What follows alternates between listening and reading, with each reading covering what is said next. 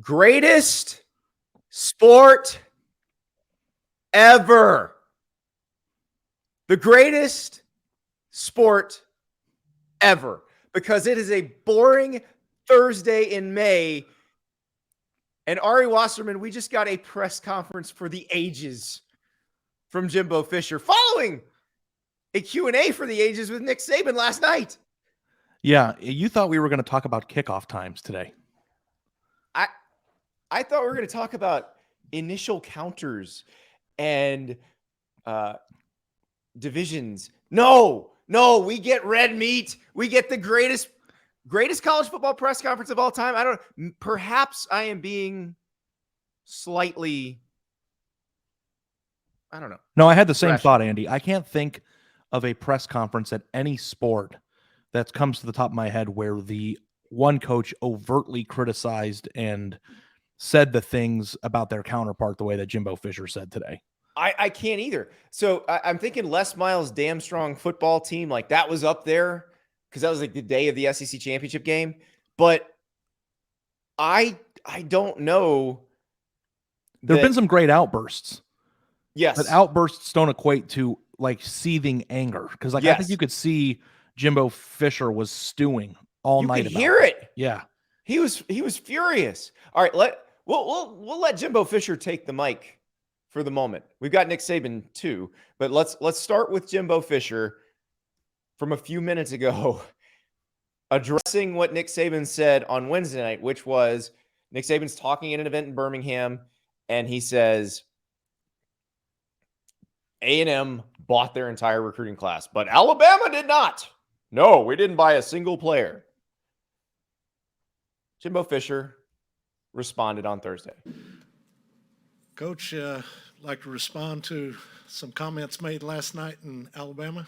Yes, I would. First of all, I'll say it's a shame that we have to do this. It's really despicable.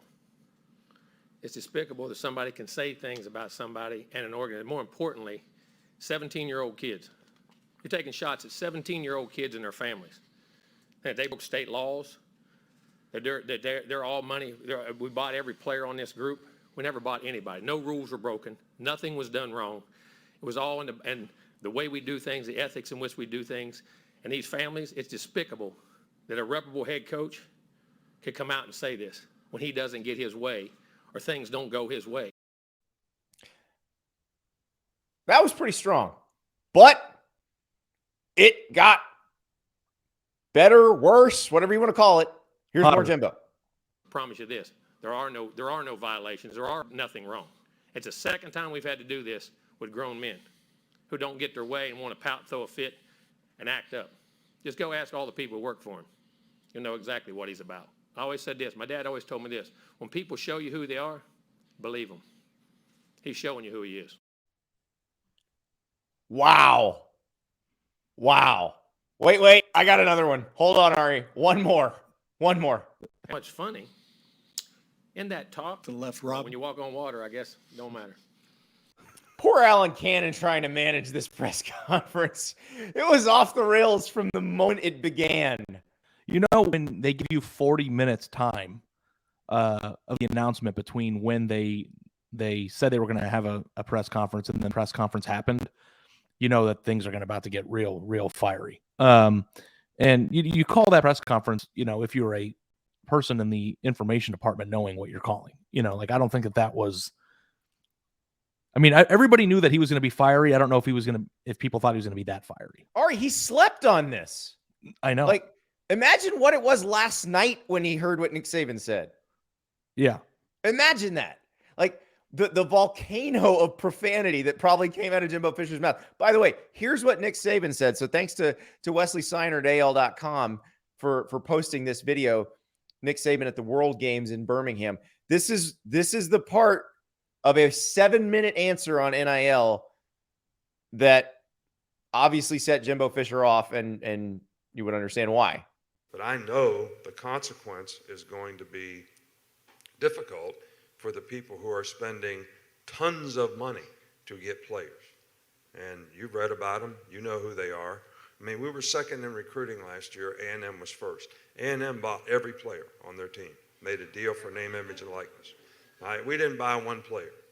All right, but I don't know if we're going to be able to sustain that in the future because more and more people are doing it. Poor Nate Oates, the basketball coach from Alabama, sitting next to Nick Saban, like, what have I walked into? Yeah, it was like the Kanye West thing with Michael Myers. Mike Myers. You know, that face of like, you know, that gulp. Yeah, you know, it's so funny too, because I don't like, let me ask you this, Andy, because Jimbo Fisher said in his press conference, and I can't remember if it was one of the clips you played for people, but he said that they got accused of cheating. Right. Are they being accused of cheating? Yes, they are because of the inducement, breaking NCAA rules regarding inducements to players, which is unenforceable and impossible to prove, and should just not even be a rule to begin with. And oh, by the way, guess who has been accused by many, many people over the years of inducing people to sign with his school? I mean, everybody's accused at Alabama or LSU. Every single coach that's ever landed a commitment from a 5-star player has been accused of it. So every single one, you know, and it's not. I think that it's just an interesting dynamic right now, because that rule, the inducement rule, cannot. I don't know how that can be enforceable or even exist in a market where people are able to be paid. Only if someone is dumb enough to put in a contract to come here in writing. Go to that school. That's the only way. You can't prove what somebody's motivation for doing anything is, as long as it exists. I mean, of course. I mean, I just don't know if there's much of a difference between come to Alabama and beat Bryce Young, win a Heisman Trophy, and get a bunch of money in NIL, and here's a bunch of money up front. Both are inducements to go make money. It just comes in a different form. So it just the whole thing about NIL, and we joked about this on the podcast when we were together in Scottsdale, is that everybody just throws numbers around and everybody believes everything, right? Including Nick Saban. If Nick Saban just says that, but like, we don't even know if that's even true. Now there's a pretty big elephant in the room, and that's Texas A&M has been a solid recruiting program for many years. And then all of a sudden, coincidentally, the year they signed the best class in the history of recruiting is the year that NIL got passed. Okay. So I understand that there's probably something to that, but I have no doubt there's something to that. But like, and if Nick Saban's position, though, I don't know that I would just toss things out there into the atmosphere. You're Alabama. Who cares? Yeah. It's also like, too, like if you're, what's that? The lion and the sheep, the lion and the sheep saying. A lion does not concern himself with the opinions of the sheep. And it's like Nick Saban's already at the epitome of the sport, and I'm not sure has to prove anything else. Now, I wrote a column on Thursday, and I'm sure yours is going to get posted here pretty soon, but mine was basically just saying that I understand why Nick Saban is upset and doesn't like the NIL inducements, because everything that he built at Alabama organically, or through the boosters, however you want to put it, everybody's always going to accuse everybody of paying people, but organically made Alabama's scholarship offer inherently value. He took advantage of the rules that were in place to create the biggest advantage for himself. The rules have changed, and now he doesn't have that advantage. Because what's the only way that you can outdo an Alabama scholarship? It's writing a check. Well, but wait, there's one other thing. There's a name we haven't mentioned in all this. It's another former Saban coordinator that I think plays a big role in this, even though he hasn't been named and isn't in the middle of this fight. Kirby Smart taking Nick Saban's infrastructure to Georgia, the place Nick Saban always said was the best job in college football, and then doing exactly what Nick Saban did. And now they've reached where Alabama is. They won the national title. They beat Alabama for the national title. Those are players that would have gone to Alabama. I mean, here's what Nick Saban is looking at, really. Look at the 17 recruiting class at Alabama. Maybe the best recruiting class in the history of college football. Tua, Mac Jones, Devontae Smith, Jalen Waddle, or no, not Jalen Waddle, Henry Ruggs, Jerry Jeudy. It's just a massive class of stars, guys who are going on to first-round draft picks. Well, when did that class start getting recruited? 2015? When Kirby Probably Smart was 14. When Kirby Smart was still the DC at Georgia or at Alabama. Yeah. And then Kirby Smart goes to Alabama, or excuse me, goes to Georgia from Alabama. Now let's start looking at Georgia classes starting in 2018 when he's had a couple of years. Oh, would you look at that? The Georgia classes look just like the Alabama classes. So those are players that would have gone to Alabama. And now you've got Texas A&M taking more players who would have gone to Alabama. And what has Alabama's advantage been all along? Having the best players. We have one guy gets hurt. Okay. One guy goes early to the draft. Okay, that's fine. We've got somebody to replace him who might even be better. But guess what? When you can't sign every single guy you want, suddenly you get thin at places. Yeah. There's no question about it. But before the NIL era, it would have taken a Kirby Smart-like figure to go to the most advantageous recruiting program in America to duplicate that. Right. It was a perfect storm. So like, and that happens. There's still 100 top 100 players in Alabama, even through the NIL era, signed 10 or more of those 100 top 100 players in each of the last 4 classes, I think. Like their recruiting is insane. And the whole point of where you're coming from, if you're Nick Saban, is that organically speaking, I created a system at Alabama that has created an inherent value that doesn't come from dollars and cents when it comes to getting that scholarship offer. How many programs in America can you say have that advantage of just playing here alone is worth over $100,000? Maybe 3 or 4, probably. Yeah, it's at this point, it's Alabama, it's Ohio State, it's Georgia, and maybe Clemson. Yeah, maybe other than Oklahoma is a skill player under Lincoln Riley, but we'll see. And how many years of coaching did it take Nick Saban to become the greatest of all time? You know, this is his life's work. The manifestation of his life's work is creating this Alabama program to being what it is. So if you can just reverse years and years and years of national championship runs and NFL draft picks, and Bill Landis wrote a great story last week about how Alabama has converted 5-star prospects into high-end draft picks better than any other program in the country, including Ohio State and Georgia. It's not close. And you reverse that in a single year by writing checks, I can understand why somebody in his position would be upset. That said, they're still recruiting at a high level, and I think they will continue to recruit at a high level because being Bryce Young or selling the potential of being Bryce Young, I think is inherently more valuable than writing somebody a check to go somewhere worse to play for somebody worse. Well, I will go one further, but first let's listen to Nick Saban from Wednesday night, because this comment dovetails into what we're talking about here. So let's hear a little more from Nick Saban. This is from Wesley Seiner at AL.com. And my theory on that is everything that we've done in college athletics has always been equal. Your scholarship is equal. They get equal Alston money. They get equal cost of attendance. They get equal academic support. They get equal medical attention. Everything has always been equal. So I told our players, I said, we're going to have a collective, but everybody's going to get the same amount of opportunity from that collective. Now, you can go earn however much you want. And I tell the recruits the same thing, because our job is not to buy you to come to school here. And I don't know how you manage your locker room, and I don't know if this is a sustainable model, because one of you folks are going to give some player that comes to our school a bunch of money to come to our school. And then you're going to come to the game in full strut, thinking, I'm going to tell everybody I got that guy to come to Alabama. And then he's not going to play, and he's going to transfer, and you're going to say, I'm never going to do this again. All right, so I don't know how it works. I don't know how you sustain a model like that. So that's Nick Saban talking about really competing business models in the new world. And I would argue that he's got a business model that will work better than the one he is complaining about. Because who are the types of players that you would rather have?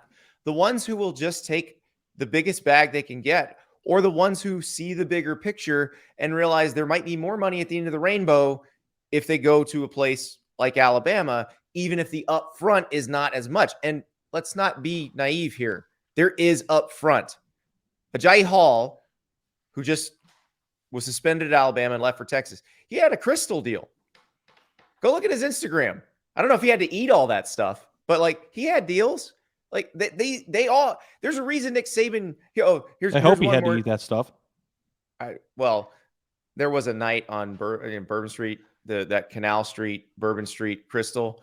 I might have ordered that much stuff, and I wasn't right for a week afterwards. So I hope he's okay. But here's another Saban clip from Wednesday night. This is kind of, again, he always shoehorns a recruiting pitch into these complaints. So let's hear this one.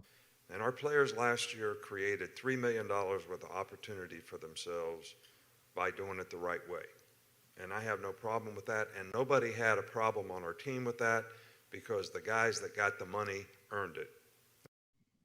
So there's money at Alabama is what he's trying to tell everybody. Money at Alabama. Yeah. There's always money in the banana stand. But I don't understand, like, the thing that kind of annoys me is this concept of the right way. It's just always this like vague, no, the right way is being paid what you're worth. And yes. and I understand that people might say, would you rather have a roster full of Alabamas who want to come there and work and then worry about getting paid later? Or do you want to create a roster full of people who took the biggest bag? And it's like, I hate painting people who take the biggest bag in a bad light because we all take the biggest bag. Not true. We always don't. We don't always. When I came to the Athletic, I took less money because the place I was at before had gotten bought by somebody, and I was afraid of what was going to happen. That's true. Yeah. So no, I know, but everybody's like in the world though, the way that the financial sector works is that people have jobs and most times out of not either get offered jobs from other places and use that as a way to get a raise at their current place, or Correct. they leave their job to take a bigger job with more money involved. And there's nothing wrong with it for you and your line of work, dear listener, and there's nothing wrong with it for a football player. And what you did at the Athletic is admirable. When I came to the Athletic, It wasn't admirable. It was the smartest move I could make at the time. No, I know, but it's an admirable thing to think long term. And when I came to the Athletic, I was the first college football employee at the Athletic, and nobody had ever heard of it before. My first seat was at Indiana Stadium behind a pole. You know, those like bad. And I was like, okay, well, we're going to work our way up here. And it worked. It turned out to be a good thing. But I don't like the idea, and the point I was trying to make is that we are painting people who take money in a bad light, like they're bad people. Because that's what the sport has always done. Look, I know. Go back and look at the coverage of AJ Green getting suspended for signing a jersey for an agent runner. It was like he committed murder. Like it's ridiculous. So, but like that's the thing. It's like I would be more than fine. Like let's just say Texas A&M paid everybody for the sake of just playing along with the game. A&M paid everybody $1 million. I'd be fine trying to figure it out how to make it work with that class that they just brought in. Like it's not like they're like, oh, well, A&M's going to suck now because they just signed a bunch of players that don't have the right attitude and are doing it the wrong way. So like that doesn't make any sense to me, and I don't prescribe. Well, to that and that's the thing. If If you don't want those, if that's not the type of player you want, then why would you be mad if you're Nick Saban?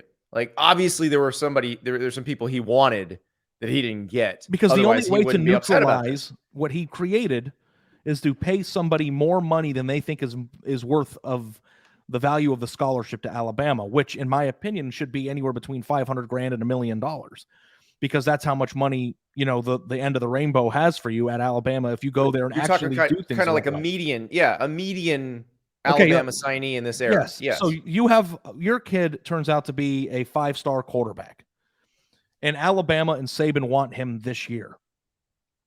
How much money would another program have to pay your family and your kid for him not to take the Alabama scholarship? It would have to be so much. And that right there is what he built in his entire life's existence.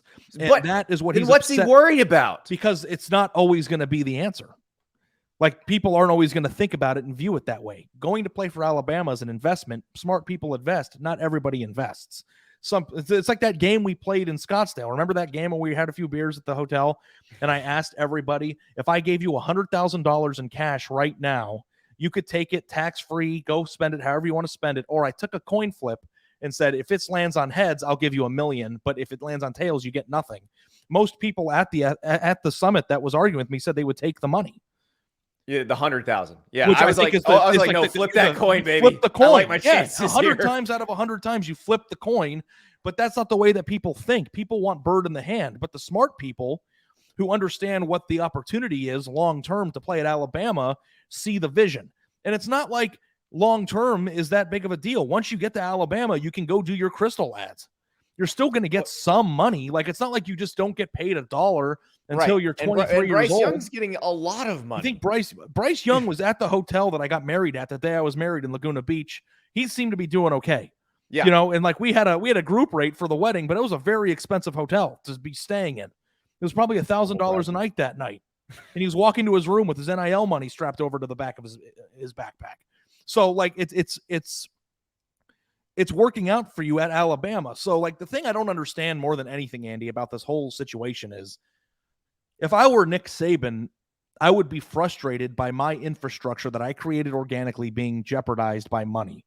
But I also would feel good about who I am and what I've accomplished enough to not say the things that he said. So, and I'm happy he did. It makes for a great podcast. It makes for a great discussion. But Nick Saban is like the Illuminati level of great. So, like, I just don't even know why he would be concerned himself with Texas A&M. Well, it's entertaining for us though. Justin Tate on YouTube, by the way, Saban is sliced bread. Maybe he is.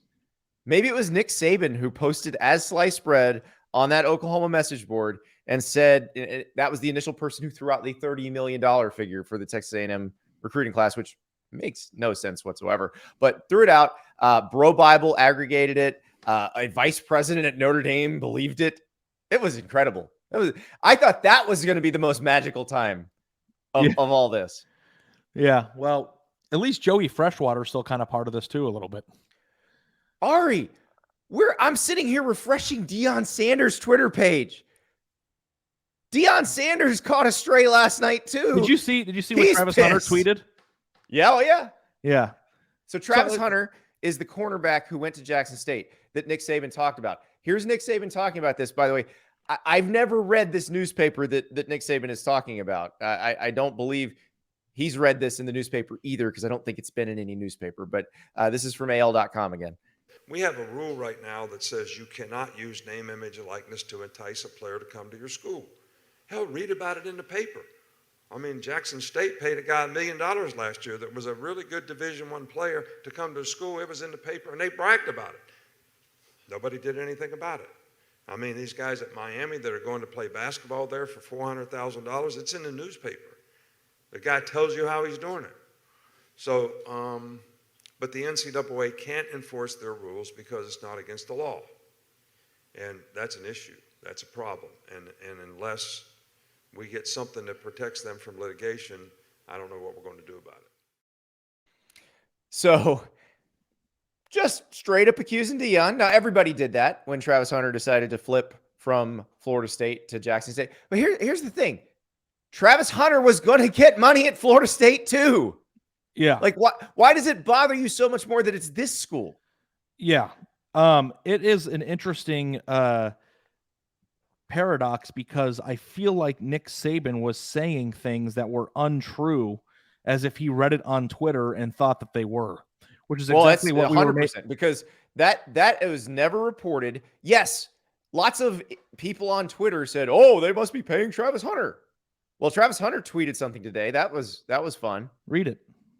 He said, "Why? And if I'm making $1 million, why is my mom in a 3-bedroom house with 5 kids still?" Could it be that he wanted to be the number 1 recruit who went to an HBCU, that meant something to him? And that maybe he's also getting some deals? Like, he was going to get deals anywhere he went.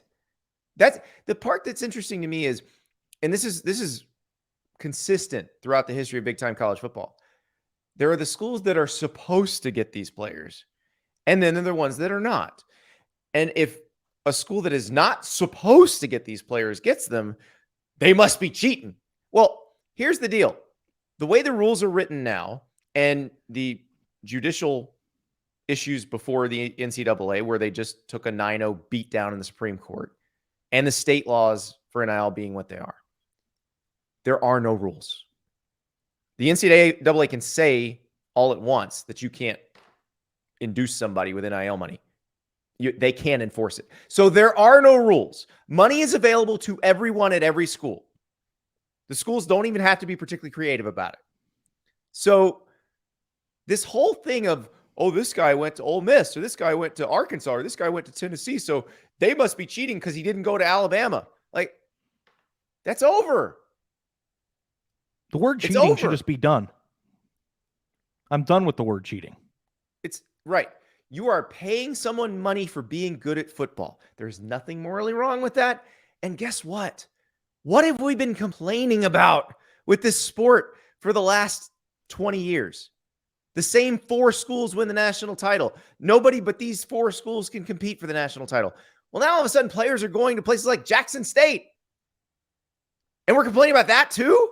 Yeah, like if A&M does this 3 more times, A&M does this 3 more times, they'll be competing for national championships too. Oh, and that would be a different school competing for a national championship, which would be the thing people claimed that they wanted. Or is it just you want your school to be able to do it and nobody else? Yeah. Like if you're a Penn State fan, you want Penn State to be able to compete for national title, but no other new people. Like, no. This system might allow some more schools to do it. Now, I think it's going to completely eliminate other schools, but they were schools that never really had a chance to win the national title anyway. But the group of schools that is capable of competing for the national title, let's say this pattern keeps up for 5 or 10 more years, will be larger. What was your actual, like last night, I was very tired and I was falling asleep when this happened. But what was your initial thought about Nick Saban when you read what he saw or saw what he said? So I watched the entire 7-minute answer because I wanted to put it all in context. And my thought was what it usually is with Nick Saban at first. This is calculated. What's his end game here? And that's what I kept trying to figure out. What's his end game? Because usually when he says stuff like this, he's sort of plinking at the barrier to say, where's the weak spot here? What can I find to take advantage of so that I can do this better than everybody else? It's sort of the same thing with the up-tempo offenses when he says, this is what we want football to be. It wasn't so much a complaint as a legitimate, I'm just asking here. Because if you say yes, I'm going to go ahead and do this with better players, and you're going to see what happens. And he did.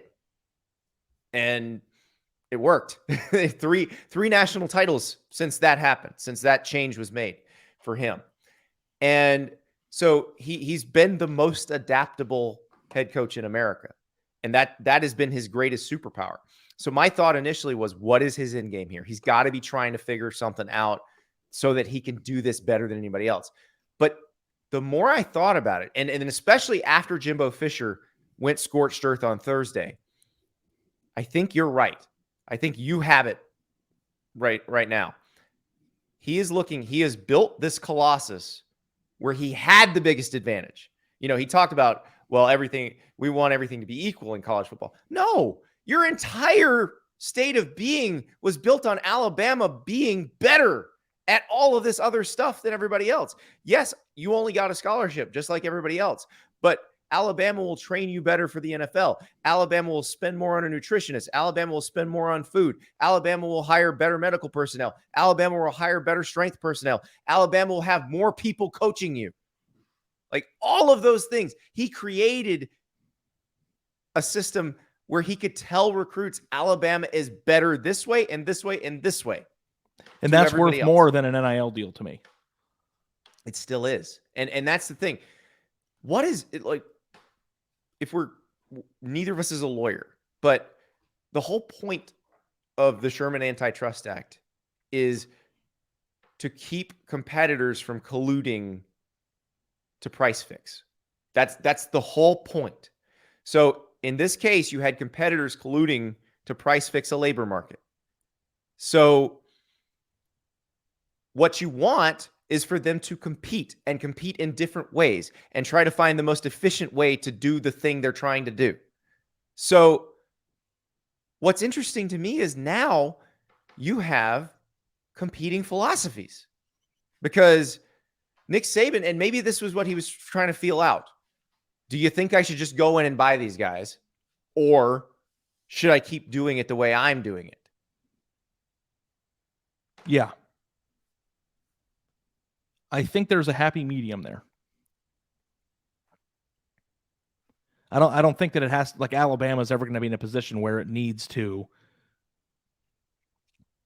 offer $8 million for a quarterback to go play there. And I don't know if the sport in general is going to be at a place in 4 or 5 years where people are making $8 million to come there. I think this is new. I think it's going off the rails. The fact that transfer rules and NIL got introduced in the same summer was definitely bound to create some turbulence.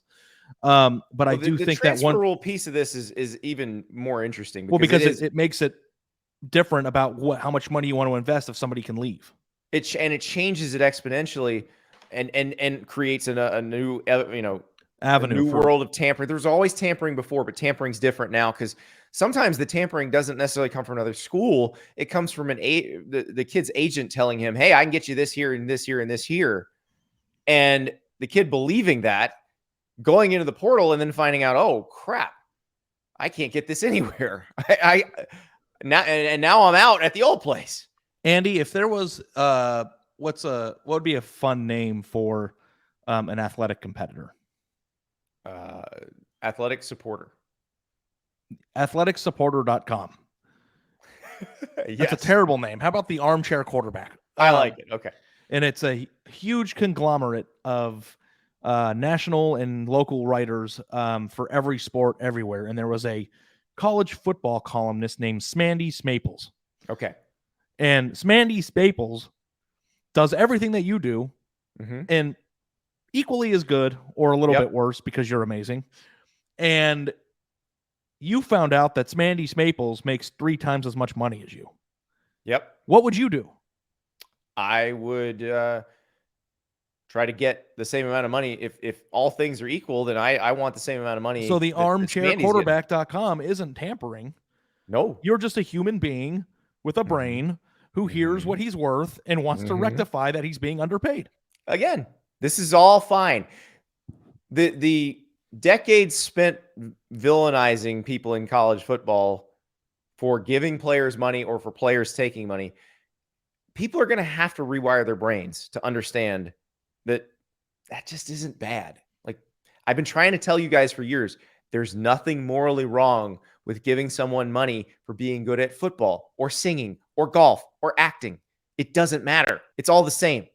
So in the beginning of the NIL era, last July, a year ago, I remember you vividly. I vividly remember you saying on the podcast that you believed that things would go off the rails early and that the market would set itself and then more rational spending habits would prevail once people saw whether it worked or not. A year into this now, as we sit here on May 19th, almost a year, do you believe that we are going to see a regression of the money coming out, or do you think that it's going to be the wild, wild west, money flying everywhere? It's only going to get worse. I think the way money flows will change over the years. I think it will flow less to recruits and more to proven transfers coming up from a what was considered a lower level school to a higher level school, because they're a proven commodity. And then the deals that will have to be made to keep good players at their schools are going to have to be big, which is fine, because that, like, the Nick Sabans of the world cannot complain about that, because that's just part of the deal. They've proven themselves in college. You're not inducing them to stay. You're inducing them to stay at your school, I guess, but you're just offering them money. You're offering them deals because they have proven their worth as a college football player. Like if you say the word NIL, if you say the word NIL in a sales pitch, you're inducing them from NIL. That's it.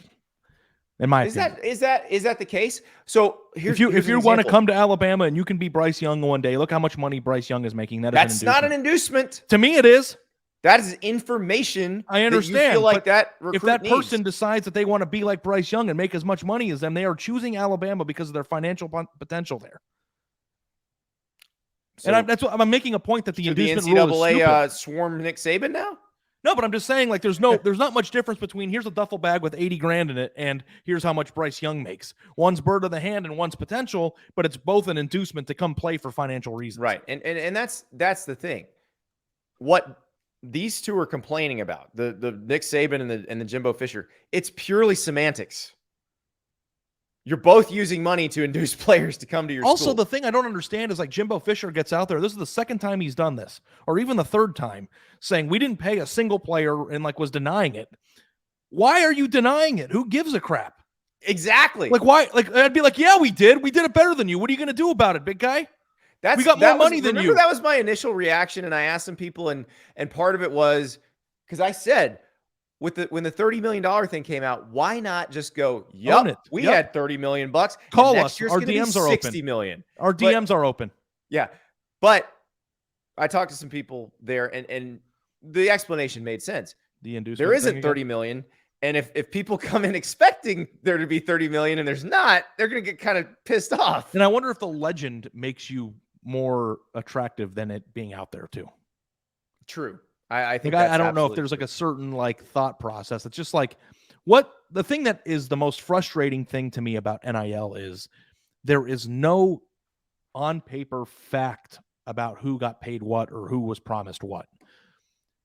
If you had to guess, like, what did A&M actually do? I would be very interested in knowing the answer to that question and not like fairyland Twitter statements. Here's what I've been told by people involved in that process. Recruits were shown deals that current players have. Okay. That's it. That's what I was. And then the obvious, as you said, the obvious next logical step is the recruit goes, oh, so I can get that. And which is the same exact thing as saying Bryce Young made $1 million in a news conference. Pretty much. Name the difference. This is the difference in I would say in Nick Saban's mind, but not really in the mind of anybody else. Yeah. So let's say that player signs with Texas A&M. Then the contract gets worked up to buy their NIL rights. The collective buys the NIL rights, it's essentially a marketing guarantee. Like you would normally see this when a player finishes college, is about to go to the NFL. Their marketing agent will give them what's called a marketing guarantee, which is I'm giving you this much up front. You're going to earn it back. And then once you've earned it all back and paid me back, then you're just making money against the draw. And you take 90%, I take 10%, that sort of thing. And that's what they're doing. They're buying the players' NIL rights whole. But they haven't taken a snap yet. So they haven't proven that they're worth any of this money. It's all semantics. I know it's all semantics, but that's why I'm saying a Nick Saban will go, well, that player clearly isn't worth as much as Will Anderson because Will Anderson was the best player in the country last year, and this guy's never taken a snap, and you're still giving him a 6-figure deal. Well, that's what they chose to do. And let them do it. They chose to spend and if it doesn't money. work out, you're going to have a lot of people who lost a lot of money, and it's going to be hilarious. Well, and that's exactly right. That Nick Saban clip we played earlier, I'll play it again because I think this is important. So the last part of this clip, listen closely. And my theory on that is everything that we've done in college athletics has always been equal. Your scholarship is equal. They get equal Alston money. They get equal cost of attendance. They get equal academic support. They get equal medical attention. Everything has always been equal. So I told our players, I said, we're going to have a collective, but everybody's going to get the same amount of opportunity from that collective. Now, you can go earn however much you want. And I tell the recruits the same thing, because our job is not to buy you to come to school here. And I don't know how you manage your locker room, and I don't know if this is a sustainable model, because one of you folks are going to give some player that comes to our school a bunch of money to come to our school. And then you're going to come to the game in full strut, thinking, I'm going to tell everybody I got that guy to come to Alabama. And then he's not going to play, and he's going to transfer, and you're going to say, I'm never going to do this again. All right, so I don't know how it works. I don't know how you sustain a model like that. But you just answered your own question, Nick Saban. It's not sustainable. How it works is the dumb booster who wasted the money on the guy who transferred doesn't do that again. That's right. That's how that works. I just let it roll. I think that's the entire point of the column that I wrote is that I understand why Nick Saban would be upset, but NIL won't be able to match what he has going for him right now. No. And it would take years for anybody. Now, here's the thing with Texas A&M or with Georgia or with Miami or with Oregon or Tennessee. Those programs all have lots of money. Well, Miami recently has come into lots of money. Everybody else has had lots of money. If they get slightly better, they will probably be putting guys in the NFL at a pretty good clip. I mean, A&M had a first rounder this year in Kenyon Green. So it's not like they're not already producing draft picks. Some of these programs, and Georgia, I mean, just set a record with how many they produce. So that may be the other part of what Nick Saban is scared of, is that advantage may fall away a little bit too. I don't think it doesn't go away completely, obviously, because Alabama's still on a crazy run. But if you bring more 5-star prospects into your program, you have a higher likelihood of having first-round draft picks exit your program. Yes. But the story that Bill Landis did last week was really eye-opening, because there are a lot of programs that have signed a ton of 5-star prospects the last 10 years who have been terrible at turning them into draft picks. Mm-hmm. So, like, to me, the signing of the draft pick is a huge hurdle, and it's something I write about and yell about constantly. But the gift of maintaining that 5-star status into making them a first-round pick, because Nick Saban doesn't just have the most draft picks from 5-star prospects, he has the highest average draft positioning too by multiple rounds. That is the bigger thing. That's their best recruiting tool. Yeah, and it's like, you're not just like, oh, you might get picked in the 5th round and then not even reach a second contract. This is like, you are going to sign a signing bonus that makes the $8 million man shriek in his shorts. Mm-hmm. And I don't know exactly, like, to me, taking $8 million in the hand is a lot of money, and I understand that. But the investment piece of what you're getting at Alabama is so much more valuable. But like you said too, if Texas A&M is the $80 million class every year, or whatever fake number you want to throw out there and have people believe, that in 5 years, if they do it consecutively, their team is going to rise up and be better, then it'll be a sexier team for recruits going in. They'll be more recognizable. They'll have more first-round draft picks, and thus they'll be a more attractive place. Well, and again, the unspoken guy, the guy we haven't heard from in all this, who's just one of our YouTube commenters was explaining that he's sitting back and laughing at all this. Well, I mean, that's actually kind of like the way Kirby Smart is. Because Porter Osborne says, Kirby's just sitting back and laughing here. He's right. Georgia had 5 first-rounders. They had 9 players drafted in the first 3 rounds this year. Now, they're not going to put together many more years exactly like this, but you have years like this every once in a while, and then consistently have a first-rounder or 2 every year. You are Alabama at that point. Yeah, well, because Alabama had 6 first-round draft picks in last year's draft. Right. And then turned around and made the national title game again, right. And might have been one maybe Jameson the 2 best players in the country. Yeah, and one Jameson Williams blown knee away from probably winning that game, and it was close at the end. So not taking anything away from Georgia. Fantastic job winning the national title. I'm just making a point that Alabama was back and on the cusp of winning a championship again, even after setting the record for most first-round draft picks in a single year, tying Miami's from 2001. Yep. So, I don't know, man. The thing that I want to know is, like, at the bottom of this screen here, it says Jimbo Fisher versus Nick Saban. Who you got? And is wildly entertaining as it was to talk about this today and watch the videos and laugh, I feel like they both look kind of stupid. You got 2 guys making about $9.5–10 million a year, sniping at one another over stuff that both of them do pretty much the same way. One of which was wearing a $60,000 Rolex. I see. You knew that. I didn't. Yeah. He can afford it. He's got no. I know. It's funny to like joke about a guaranteed contract. No, I'm not saying he shouldn't. If I were in his position, I would have one too. I'm just saying, as you're like yelling about money and all the things that come along with it, it's just like kind of a funny paradox to me. Well, yeah, and Nick Saban trying to say, don't give this guy money this way, like only give people money in the way that I approve. Like, why of. are you the czar of figuring out how people get their money? Like, you got plenty of money. Now, I've argued and still argue that Nick Saban is actually worth more than Alabama pays him, but he took the salary and it's continued to balloon since he got there.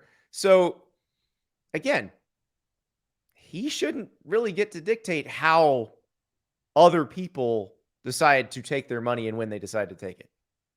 He can try to offer it in different ways, and that's what they're doing. It's funny because all this is competing business models, which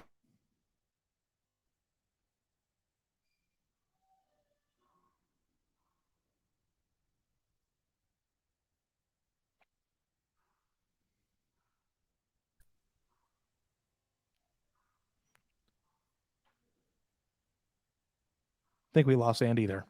I'm still here. Missed I'm you. here. I missed you while you were gone. I switched cameras. That's all. Okay. So we got the wider shot now. But no, this is just it's so interesting to me. Now, let's talk about the actual meetings themselves, the who you got, because there's two different kinds of this. There is when their teams play, which Nick Saban has won all but one of those. The one he didn't was last year. But there's also when they meet in person, which will happen in less than 2 weeks in Destin, Florida. They have to sit in the same room together for hours over 2 days. How's that going to go? Okay, so who do you have in a fist fight? Yeah. Jimbo. 2 West Virginia dudes scrapping. Nick Saban is a very handsome and in shape man for his age.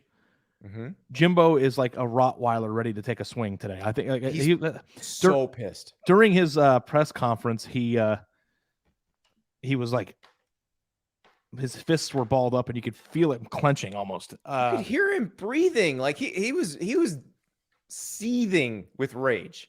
Well, you want to know the other thing that you have to take into account too, is that like when I first started covering Urban Meyer at Ohio State, Urban Meyer basically had a picture of Nick Saban up in the Ohio State football building, and everything that program did every single day was to beat Alabama and to be Alabama and to reach the mountaintop. And that was in 2014. So 8 years later, Nick Saban is still there. But like, you're telling me, who do you think is hanging up in the A&M building? It's Saban. Beat Alabama, make the SEC championship game, got to beat Alabama on the way to doing it, win a national title, legitimize Texas A&M football. So there is something about the person that you have the target on being condescending towards your effort to beat them. Because when you beat them, you want it to be natural, you want it to be accepted, and you want people to view you as a worthy adversary. And if Nick Saban is being condescending towards the way that A&M is building their program, then it kind of takes away the gratification of what it might be to actually beat them a little bit. Now, it'll be satisfying because Jimbo Fisher probably hates Nick Saban right now, but you want to legitimately win. You want that undisputed victory, and you don't want people to say, if and when you do it, that all Texas A&M did was pay players more and stuff, and I can understand why that would be frustrating too. So Chris on the YouTube comments asked, why do we think Jimbo feels the need to have a whole press conference to defend himself in Texas A&M? Wouldn't you want to defend yourself if somebody came at you like that? I mean, that's kind of a silly question. Of course he wants to defend himself. Like, why wouldn't he have one? Also, we were highly entertained, and we appreciate that. Yeah, it's college football, and it's May 19th, and it's the biggest story in sports during the NBA playoffs. I mean, the coach at one SEC school went completely scorched earth on the greatest coach of all time. He called him a narcissist in a press conference. Yeah, and then he also said to go look into his past and find all the skeletons in his glass house. Like I think you said everything that a human being could say that you were not supposed to say, and he said it with such conviction and authoritative, voice. Well, he's worked with the man. Yeah. So, like, I'd be curious to see what Saban says next. And I don't know when he's scheduled to talk again, or if he's got any events that he's going to do. I will be in Destin when he gets there, and he usually talks that day. That'll be crazy. Oh, by the way, that room we just talked about, where they will have to be in the same room together with these other people. Think about the other people who are also in that room. Lane Kiffin, who's had plenty to say about all this. You saw his tweet too, right? Oh yeah, 100%. Mike Leach will be in that room. Brian Kelly will be in that room. How much money do you think that they could charge for a pay-per-view of just a live stream of what's going on? I would pay at least $100. At least. Oh, I'd pay more than that. Oh, it would be amazing. I think about all of, like, who would be the most amused? Like, do you think Shane Beamer and Sam Pittman would just be sitting together laughing? Like, can you believe we're in this? Mark Stoops might be off to the side chuckling a little bit. Oh my God. I'm trying to think of what's Eli Drinkwitz's situation right now? Oh, Eli Drinkwitz is class clowning the whole thing. Like he's shooting spitballs at everybody. Yeah, I'm going to go down the list and you tell me what you think they're going to do. All right. Brian Harsin, is he just like, I'm Brian happy Harsin to be is here saying, still? thank God no one is paying attention to me right now. Okay. Mike Leach, is he off like chasing a squirrel somewhere? Mike Leach is going to get into an argument about antitrust law, and they're going to be like, Mike, we were talking about scheduling. Yeah. So Shane Beamer. Shane's just going to be completely amused by all this. He knows when to keep his mouth shut, and this will be that time. The one I'm curious about is Kirby, because no, you're missing a good one. I think Josh Heupel will be like the scene in Dumb and Dumber when Lloyd throws the salt shaker and it hits, and then Josh Heupel's going to be like, he's going to close it and he's going like this with his fingers. No, he's going to point it. He's just going to point at A&M. No. like he has nothing to do with it. Yeah, what are you talking about? Please focus your attention on Jimbo Fisher. And then look at me. And then after Nick Saban walks out of the room, Heupel look at him and goes, "You really wussed out, man." Like after he, Sam Pittman, I think will be amused. Lane Kiffin, man, I don't even know what Lane Kiffin's role is. Oh no, he's standing behind Nick Saban, going, "Yeah, Nick." See, here's the thing with Lane. Lane is very funny, sharp, acerbic on Twitter, but in person, I don't know that because he's not really an extrovert in person. So I don't know that he is really taking part in this. I think he's also sitting back and soaking it in. No, he's standing behind Nick Saban going, "You think so?" After everything. You tell him, Steve Dave. Yeah, he doesn't say any of it, but he goes, "Yeah," because that's kind of what he's doing on Twitter, because he's been implying NIL stuff since the beginning of time. Right. And every single time anybody points at, he retweeted the thing about Texas A&M's recruiting classes today. Yes, from just some random guy. Some random guy that had some random guy who's like, incorrect "This is not my information." Yeah. I just Nor found is it from right. another random guy. Nor is it correct. It doesn't matter. That's funny. Okay, who am I forgetting? Billy Napier is just drinking a coffee. Like yeah, Billy Napier's like, God, things are so much different here. But he's also taking notes. No, he's like, yeah, Billy Napier is the freshman who just got dropped off at high school for his first day of high school. Brian Kelly is probably changing his accent back to Midwestern because he doesn't want anything to do with it. No, man, Brian Kelly's going to get in an argument with somebody about some of this. Yeah, because he can't help himself. So you're saying he's going to stick with the Southern accent? No. I think he'll have his own. It won't be the Joey Molinaro call where he comes in with the plantation owner accent that he does for Brian Kelly. It will be maybe he goes back to his native Boston accent and be like, "Hey guys, we're gonna pack our car next to the bar and we'll get this straightened out." How about Kirby Smart though? Like, at what point does everybody just turn and look at him and he goes, "Oh, I'm sorry. I was polishing this national championship ring. I didn't hear any of this." He's playing Words with Friends. Yeah, that's funny. That's funny. I mean, this will be the gift that keeps on giving, because do you kind of have to pick sides? Like, most of these guys have worked together at some point. I don't know that I have to pick sides. Not you, them. Oh, you mean in the room? In the room within the SEC, because look, the SEC is probably going to work on policy, trying to come up. The best way to actually have any rules and be able to enforce them is kind of do it at the conference level at this point. So now now you're going to have factions, and that's going to get real interesting. Yeah. I don't know. The thing about it is that they were arguing about semantics, and I don't think anybody's right or wrong. They were saying mean things about each other, and they're both kind of engaging in it in their own ways. Right. Jimbo's mad because Nick Saban attacked him, and Nick Saban's mad because he sees a threat to his empire. And listen, this is the soap opera that I want from the Southeastern Conference. This is the best sport in the world. It is the best sport in the universe. It's like, I don't know anything about wrestling. I've never gotten into it, but I kind of feel like college football comes with the drama of wrestling, except the games aren't rigged.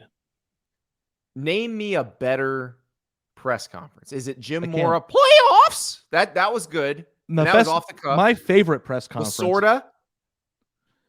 My favorite press conference in the entire world. I'm trying to find it. What year it was? Jim Calhoun, when they asked him about Ryan not a dime Gomes. back. Yeah, Not a dime back. yeah, That was a great one. yeah. When yeah. How about when Chaney ran in and tried to choke John Calipari? Didn't he say I'll kill you? Yes, he did. When Chaney was at Temple and Calipari was at This UMass. was a literal death threat. Like came in and tried to choke him. That's funny because the SID, if I'm not at Ohio State, that I got to know very well during my time there, I think was the Temple SID when that happened. Oh, good Lord. Oh, Caleb on YouTube. I'm a man, I'm 40. How could we forget? Yeah, I'm a man, I'm 40. Like those ones are funny, but like I also understand like there's a difference between outbursts and frustration and what happened today. This, I think, is kind of in a league of its own in terms of somebody calling a press conference to tear down another coach. Like the only reason why the press conference was called was to respond to another comment and to flamethrow the other person. Yes. Well, where all these other press conferences, something happened in the midst of it that caused a meltdown or caused a funny interaction. And we're still waiting on Dion here, by the way. Like that's the other piece of this. Like, what's Dion gonna say? I don't know, man. I don't know. Like when I mean, I think the thing that Travis Hunter tweeted was probably more powerful than anything Dion could say. that's true. Maybe that was it. How crazy is it that Deion Sanders is the biggest grown-up of these guys here? I mean, he did tweet. He said, I'm going to address this tomorrow, and then he addressed it right then in his tweet. So I don't know what's left to be said. Well, he also had some James Brown playing behind it. Also, Big payback. Again, I don't know, and I'm ignorant to this because I've haven't spent much time in Mississippi or whatever, but Jackson State, from what I understand, has a pretty passionate following, right? They do, yes. But I don't know if the passionate following is enough to get that money together. No. That seems like a fairy tale. Well, like that would be a Dion deal because Dion is capable of getting that kind of money together. And this is why we've had this conversation on the podcast before, that in this environment, Dion at a Power 5 school could be really interesting. Yeah. Really interesting. Yeah. So